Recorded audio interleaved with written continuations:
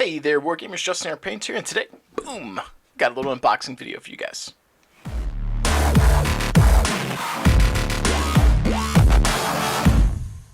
I'd like to welcome you guys back to the channel. Thank you for tuning in today. If you are new here, please alpha strike that like and subscribe button. If you're a returning viewer, thank you so much for tuning in. Thanks for having my back. Thanks for having my six. I appreciate you being an awesome lance mate, star mate, or whatever the case may be for you. With that said, let's jump into today's video. It will probably be a short one. Because this box does not have a huge amount of stuff in it, but I want to showcase the Battletech Essentials box set that I just got in from Target. This is an exclusive, and I think it retailed for like 25 bucks or something. It's not too bad.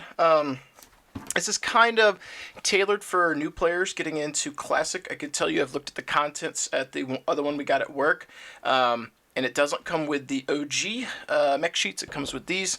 I don't think that's a bad thing per se, given what this is for.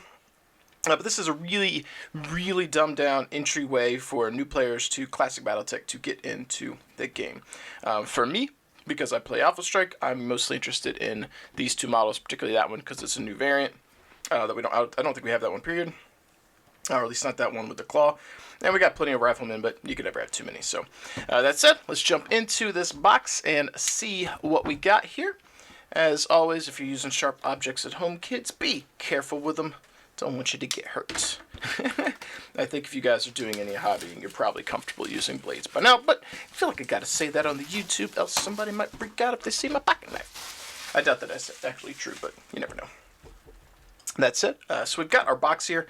As I've done in previous unboxings, this is pretty standard. Got that kind of hard cardboard cardstock going on. I like to keep those for storing minis in, like you can use it as a transport lid. I like to do that when I'm painting. I'll fill it up with all my minis I'm working on, and I can move it from table to table, things like that. It's also nice to store your mech sheets and stuff in as well. Now, there's a little bit of a controversy going on while filming this. They have since fixed this. You do get a coupon code for $20 off on their website. I'm not showing my code, so none of you sneaky little viewers can take it. But you do get one of those, which is nice, which means that this box kind of only costs $5 rather, if you go to the website and use your $20 off, sort of. So you spend $25 here, save $20 there. So not a bad deal if you're new to the game. That'll let you go buy a force pack or something like that off their website if you want it. You get a little bit of literature here. Mr. Michael Stackpole. Little short little booklet here. Not a whole lot going on for the short story, 24 pages or so, but always nice to get a little bit of literature there. We have got our mech sheets. We'll show that in a moment. We have got our pilot cards. Unfortunately, these are actually quite bent compared to the ones my boss got. Set of dice. I have these coming out of my ears. Got too many. We'll show the mechs here in just a moment. Leave the best for last, so to speak. Yeah, all my stuff's kind of shifted. You're going to get your little set of quick start rules. The one thing that this doesn't have, it doesn't have the cardboard like cardstock cheat sheet, which I think was a mistake. I really think that should be included in everything that they do. The more of those you have laying around, the better. Now, granted, you do get access to this stuff kind of throughout the book to help you out with what you're doing. All the rules and stuff are in here. But that cardstock hard up, kind of, like I say, card paper, the hard cardstock, it's just really nice to have when you're doing stuff like that for quick reference. But, you know, this will get you through in terms of playing the game if you want to. You get your little instant guide to the inner sphere, so a little bit of a primer on what's going on here, who the players in the houses are, and so forth. And a little bit of description here on the back. And there's our big old mech, the new one we're excited about. And we've got our Solaris rules here. I'm going to get to this in a moment. We have got our cardboard punch-outs, which is kind of cool. You get the Rifleman and this fella here, but you also have the Wolverine and Thunderbolt that have the alternate paint schemes on them. I believe we get cards for those too. Again, we'll check this out in a minute. It would have been cool if this was a slightly different box. Maybe it cost like $35 and it had 4 mechs. That would have been pretty cool, especially if we got alternate poses of those. But, you know, it is what it is. I get what they were going for. I don't use these a lot, but for Classic, I think this is a nice touch to kind of spice up your maps if you want. But yeah, I don't use that too much. But it's nice that it's here, especially if you're playing with a friend and you're treating this like a board game. You can use the standees to try out some different mechs. You'll get your map here, your little fold out. If I could get this to come out of the box here. Let's try not to use my fingernails and mess up the edge.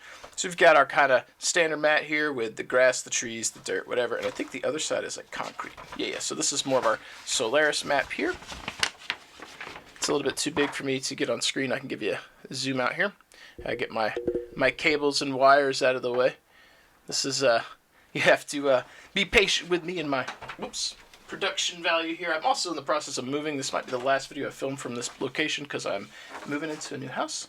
But yeah, so this is the Solaris map, which would be really useful with these right here, because you'll be able to have your raised areas and lowered areas and stuff like that. And then maybe some gravel that might make sense here. The trees don't make sense, but some gravel representing like loose broken debris, that could work. Theater of the mind, so to speak. So that's pretty cool. I think this is probably one of the easiest ways to be approaching Classic, because it's a wide open map. The hexes are contained. There's no elevation unless you put those cardboard things on the table. You don't have to worry about water. You don't have to worry about hills. Don't have to worry about trees. You just play. And maybe you and your opponent want to agree that these walls maybe give you cover, something like that. It's up to you. But keeping it simple. There's probably rules in the actual Solaris booklet for what you're doing there. There's probably a scenario or something I haven't gotten. I literally just opened it here. I did take a peek at the contents at work, but I didn't actually read through because you know me. Let's take a quick peek and see if there's an actual like scenario in here. Got our normal information. There we go. So we got a scenario. So we do have a scenario. It looks like it's using this map. And then we don't have one for the Solaris map, really. Huh. That's kind of shocking. Oh well. So we got the Solaris. Oh, okay. Never mind. We do have this. So this sheet here specific is going to cover the Solaris map, it looks like. Okay. Yep, and it's going through the gravel, which I mentioned. Explains the raised and lowered platforms. So yeah, that'll explain all of that. The thing that I really like about this is a different material. It's almost like a dry erasable waxy material. This is made to stand up. If you don't crease it, this will if you were pulling this in and out of your box and you're using it frequently, this is going to hold up pretty good. And I like this. I think that a lot of the sheets should be made out of this material. This is really, really nice. If you guys get a copy, you know what I'm talking about. It's hard for me to describe it because I'm touching it and you're not. But you can see, look at the sheen on that. And like there's no sheen on this. It's kind of waxy and like a dry erase marker would be good on it. So it's pretty durable, which is interesting. But the cool thing for the Solaris 7 is you've got some interesting affiliations and so forth that kind of tell you, like if you're playing House Merrick, Steiner, Karita, Davian, or Liao, give you a little flair, a little fluff on, a little icing, little sprinkles to make your mech choice that you're playing unique for Solaris, which is pretty neat. I don't think that there's going to be any huge expansion to this. It would be cool if there was, but I think for getting into the game, learning the mechanics, and having a good time, just doing some mech-on-mech carnage with your buddies, this is pretty cool. And again, that material is really, really nice. For the cards that are included, which I'm a sucker for collecting cards, especially if it's factions I play or collect, and I can't get this open. My goodness, why are we struggling? There we go. It's almost like I never opened cards before. But these are the cards that come with it. Okay. Give you a little zoom in so you guys can see. All right, so first up we've got Justin, is that Xiang or Yang Allard? Solaris Gladiator from House Davian. It's a 1/2. Pretty cool. Let's see what we got on the back. Oh, so he's got, okay. All right, so these aren't double-sided. He's actually got special abilities. Very cool. We've got Anya Terrell, Solaris Gladiator, unknown affiliation. She a 2/2. Also with some special abilities, pretty neat. And the flavor text actually carried over to the back. That's pretty cool too. Did his? No, his didn't, but hers did. And again, this is what I was kind of saying. This would have been really cool if it was a 4-mech box. It would have been a little bit different compared to the beginner boxes that have 2 mechs. We've got Chaka Mabuto, Solaris Gladiator, also affiliation unknown. I like to give you guys a quick pause or a break here so that you can pause the video and read these if you want. this should come through pretty clear. And then, last but not least, we've got Gray Noton, a 1/1 Solaris Gladiator, also no affiliation. Shwoop. And there you go. So that's our Mech Pilot cards. Pretty cool. I'll probably put those in my binder because they're all unknown, and maybe I could just kind of argue that they're mercs or something. For the mech sheets here, we've got the half sheets. So these are going to be very entry level for beginners. It only covers the armor pips, not internal, so you're not having to worry about all of the rules for Classic. I think this is a really cool thing for people who are gaming on like a budget, or not budget, a time budget rather, or players who just want to see if they like the game before they jump fully in. Because Battletech, let's be honest, if you're a classic Battletech player, there's no denying that the rules are crunchy. And for a new player, this is a lot more approachable. Plus, it's full color, it's flashy, it looks nice. If you're sitting down to do demos at a table and you have something like this, it's going to draw an eye versus the standard white and black papers. I don't have a problem with the white and black papers, but as someone who's been a TO for various games for a long time, you want people to look at something and take a second glance. And this stuff, the premium record sheets, that gets people looking. So this is nice. You can also see the sheen isn't really there like the booklet had. This is the same kind of material as this was. So this is reasonably good for dry erase if you're going to use heavy use, or if these are going to see heavy use rather, you might laminate them. But I like them. I think it's just really neat. I'd buy a whole bunch of these if they continued putting them out. And again, I like to put both sides of these up so that you can see them and take a peek. And the other thing that's nice is you get the large picture of these. So if you were trying to mimic a paint scheme, you can see it versus the cards. Get him here. Kind of small, right? So you do get the larger picture, which is pretty cool.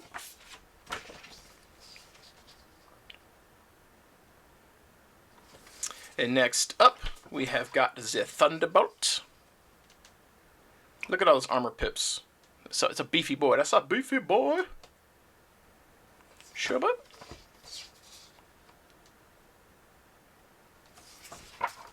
And the Rifleman. And last but not least, what you guys have 100% probably been waiting for if you're tuning in today. Either A, you like listening to me ramble, B, you wanted to see the contents, or C, both, hopefully both. So let's check out the minis we've got here. So first up, we've got the Rifleman here. If I can see what I was trying to see with the unit down there. I'm sorry, I'm all like miscombobulated. Okay. Alright. My bad. Alright, so alright, so let's take a peek at this fella here. Details look pretty crisp. There's a couple of mold line areas that need to be clean, which is obvious if you want to do that. I'm impressed that this isn't like messed up. Barrels look relatively straight. This one's a little off kilter, but not the end of the world. Yeah. There's some gnarly mold lines under here, but again, for the price point, not too bad. And again, knowing that this box costs $25 and you get a $20 coupon at the Callus website is pretty awesome. I mean, it means this box basically costs $5, which is a really, really solid deal. So, and while the Rifleman may be a little bit of a glass cannon, get him sitting in the backfield, let him snipe, let him do his job, and I think they're good. There are going to be some naysayers, but I love the look of the Rifleman. And let's be honest, if you don't like how a mech looks, you're probably not going to want to play with it, right? Not going to want to paint it. So I feel like a lot of times, if a mech looks cool, that can compensate some for its combat efficacy, because you want to, if it makes you want to paint it, then you're going to want to play with it. And then we've got the unique Centurion here. We've got the Wolverine Claw. Got this cool giant arm. I don't know if it's a PPC or something. Is that a PPC? I suppose we have the mech sheet, don't we? I can actually see what gear he's got. No, it's a AC-10. He's got an LRM-10. I don't know where they crammed that on him. 2 medium lasers. I guess maybe one in his head, one in his chest. And then I guess they don't account for his melee weapon, do they? Yeah, interesting. I don't know. You guys that are classic vets, how do you treat this guy's melee weapon? Is it unique? Does he have a quirk or something like that? You tell me. But yeah, I really like the big cannon here. Head looks pretty awesome. It's a beefy boy. Looks pretty crisp. I like the kind of action pose where he's kind of walking. Got some momentum. And again, like the claw is super cool. And yeah, it's pretty nice. So we've checked out the contents. We have checked out the mechs. What do I think of the box set here? So I clearly paid for this, $25 plus shipping. I think that's an interesting pickup. For me personally, it's about getting the minis. And knowing that this had a $20 coupon in it basically made it super cheap for me. So I think from that perspective, it makes it an easy go-buy type recommendation for someone, especially if you want to turn around and buy something from CGL proper. Getting $20 off is nice. That's almost a free force pack. Not exactly, but pretty close, especially if it's one of the Wave 1 packs, which I think are right around $20. I think the Inner Sphere ones are $20. So that's pretty good. For people who already have everything, this isn't as appealing, especially if it didn't have the coupon. But if you are new to the game, if you've never seen Battletech and you want to approach something new and you see this on a shelf, I think this isn't bad. For $25, you get a little bit to play with, and if you and your friends like it but don't want to spend any more money, pull it out like it's a board game. If you guys do like it, you can expand to your heart's content. You can spend as little or as much money as you want buying minis, buying source books, buying PDFs for your record sheets and stuff like that. You can really expand upon this and spend, again, as much or as little as you want to kind of expand or bolster your forces with Battletech. So I think this the target market for this is probably new players getting some kind of fresh blood into the game, especially with the success of the Kickstarter right now. We have this. I would guess we're going to see some of those exclusive force packs that haven't hit yet. I bet they're going to hit towards, here soon or something like that. Basically what I'm getting is I think they're going to have like waves, right, of interest in, peaks and valleys type things as we approach going into the end of the year when they're hoping to start shipping on the Kickstarter stuff, which would be great because that'd be a pretty fast timeline. So if they're able to ramp up the things they're putting out, the exclusives, whatnot, and get chatter, get new people into the game, we've got this Rise this fall, that marketing I think is going to help lead into the big influx of new product that's going to hit the market inevitably, and there's just going to be a big splash. All of us are really excited, I presume. A bunch of you guys watching probably back the Kickstarter, but for the new players who aren't familiar, like this could be that toe, that dip into the game, and I don't think it's bad. I can't say that if you didn't get the coupon that I would recommend it 100%, but with that, I think it's a no-brainer. I think if you already have everything, you're spending your money on these because the components don't much matter. But it's pretty cool. If you guys are interested, I think the mechs are cool. You could pick it up, play it with your buddies, maybe get a little Solaris action going on at your local shop. That said, I think I've rambled enough. I've beat this dead horse. I think it's going to be time to, end this unboxing. As always, I pass it off to you guys. If you picked up this box, what did you think? Have you been playing Solaris 7 you're on your own? You've been playing with these minis, you've been trying the new rules in here, stuff like that. Let me know about your experiences, not just your thoughts on the box, but literally your experiences. You roll those crazy shots. Did this rifleman take off this Centurion's face before he could even close the distance? Did this guy come up and actually melee him and punch him and you got the crits and you took him out? What did you do on the tabletop with your mechs? Let's hear that story as well, and you can also share your thoughts, your opinions on this box set too. That said, folks, thank you for tuning in today. Appreciate you letting me ramble. Thank you so much for supporting the channel. If you want to help further that support, there's always Patreon. You can pick up some paints from Monument Hobbies using the link in the description below. And if you're looking for anything Battletech at all, check out Fortress Miniatures and Games, primary sponsor of the channel. And finally, check out Deather Designs if you want to get any terrain and some stuff that I've designed as well. That said, folks, time to sign off today. Thank you again for hanging out with me. I really do appreciate it. As always, keep rolling your dice, keep painting your models, and I will catch you guys next time.